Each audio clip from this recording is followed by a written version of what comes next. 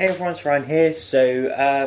I'm making this quick video. I say quick, it's probably about 10-15 minutes or so. So I have just, over the past couple of nights, I've watched the entirety of the Michael Jordan The Last Dance documentary that's on Netflix. It basically talks about his career, starting from, I think it was 84 when he got drafted to the Bulls to 98 when he retired. Essentially, The Last Dance is the 97-98 season because it's the last season that Phil Jackson, the coach, will be in charge.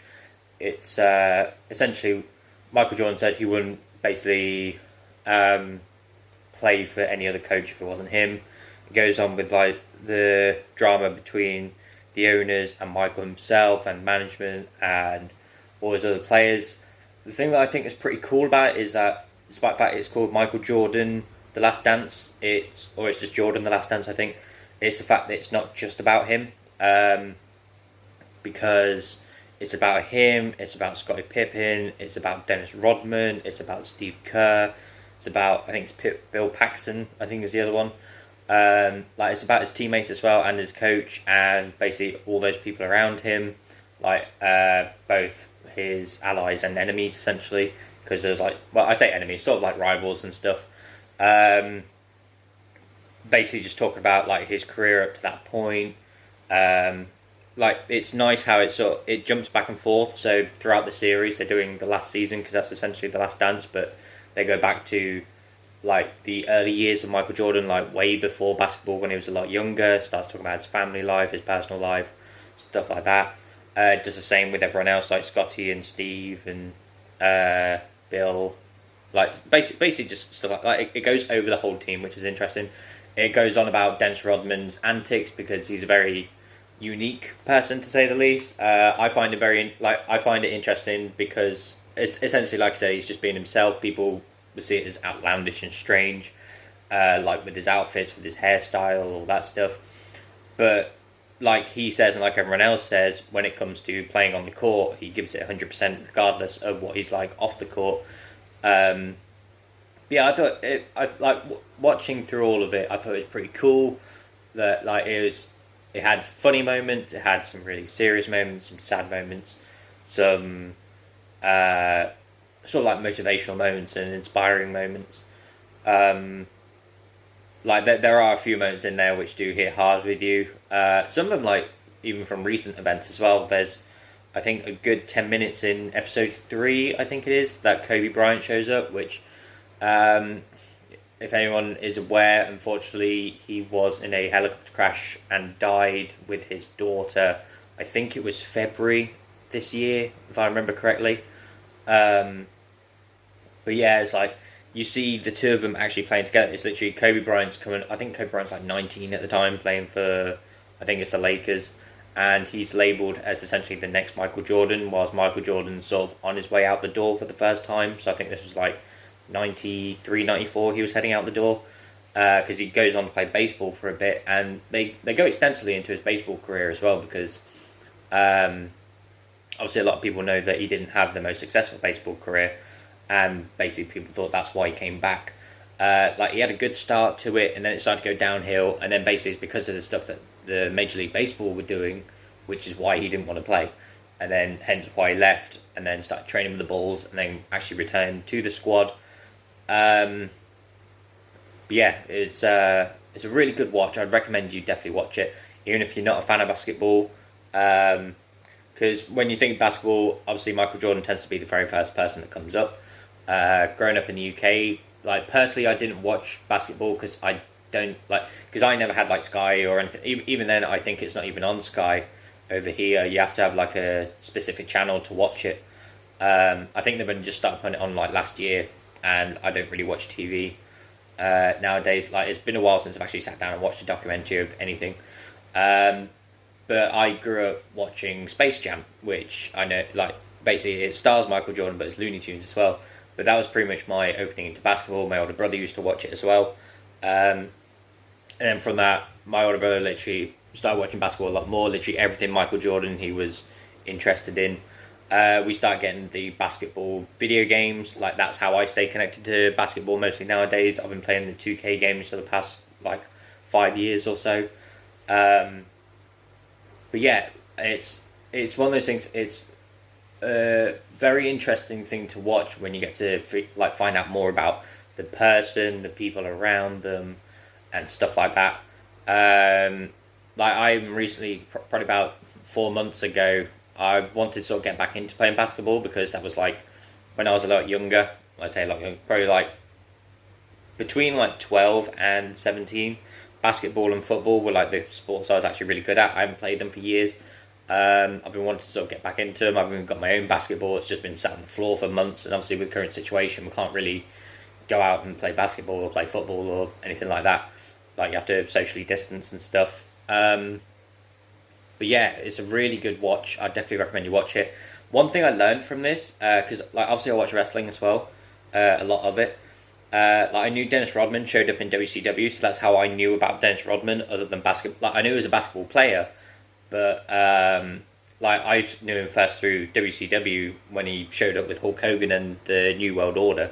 I didn't realize that when he showed up was during the finals of the '96 season, which was it 90, I think it was '98 season. That no, I'm sure it was '96. I've literally just watched it. I forgot immediately. That's how bad I am. But he basically during one of their finals, I think it's '98 because it's going on about the Last Dance and everything, and they get to the semi-finals and they start talking about if it's Jordan's last game or not. And basically he doesn't show up to practice on the Monday for basketball, and the reason he doesn't is because he shows up in WCW. And like I said, I never realised that he was still playing basketball at that point. I thought this was after his basketball career and he moved on into wrestling.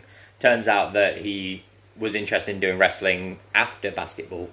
Because they do a thing at the end where, like in most documentaries and stuff, when it's from a certain time, they tell you like what they've done since then. So it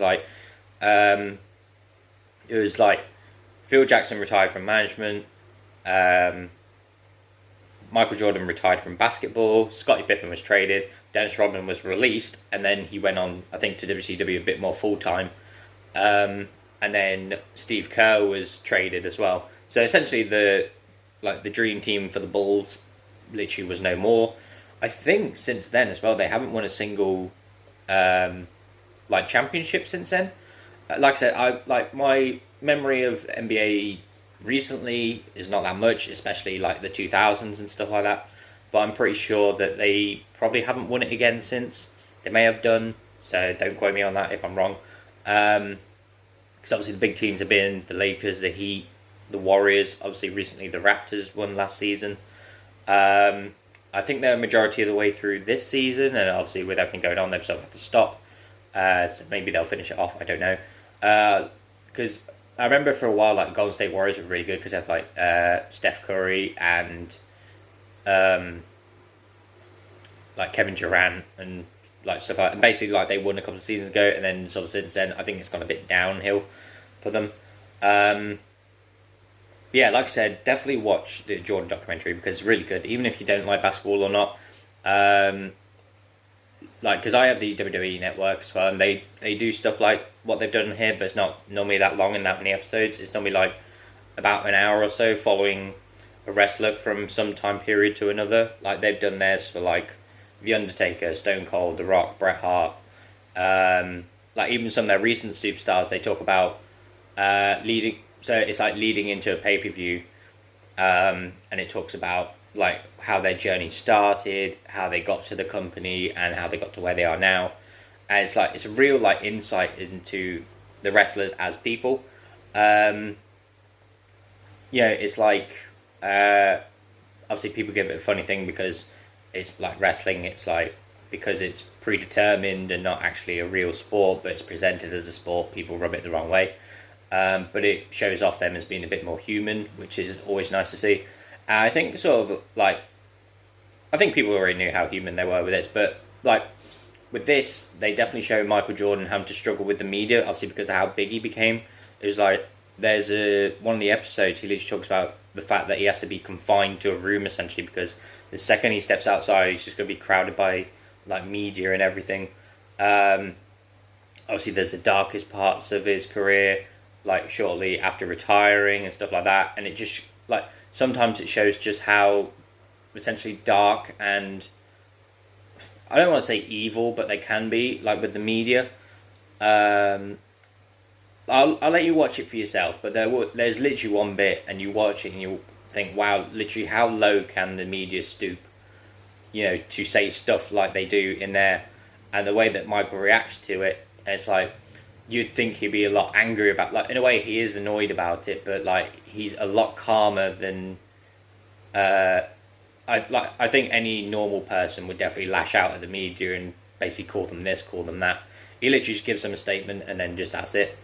Um, but yeah, it's literally like you could say it's changed now, but I think media still does that nowadays, where they try to get a story out of anything. Um, like a lot of the people in the documentary literally say they've got a lack of evidence. They literally have nothing. They're just making stuff up because it will sell to people. And like I said, nowadays I think media is still the same way. They like to jump to conclusions and try and make a buck. Well, I'm talking American here now. They like to make a profit essentially off just words that they've said, regardless on if it's true or not. But yeah, like I said, it's a really good series. You definitely learn more about Michael Jordan the person. You learn more about the people that were related to him, like the rest of the Bulls team, people on opposing teams that came up against him, other coaches, reporters, his security staff. And yeah, like I said, it's definitely a good watch. Definitely watch it for yourself if you can.